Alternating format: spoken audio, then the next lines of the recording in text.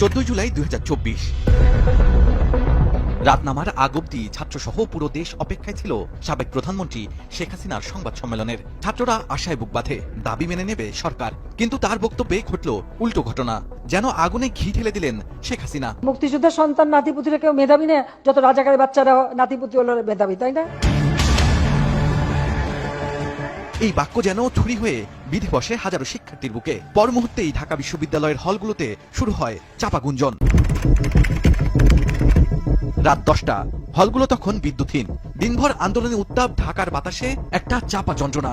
এর মধ্যে হঠাৎ অন্ধকার ভেদ করে বিজয় ৭১ হলে গর্জে ওঠে স্লোগান।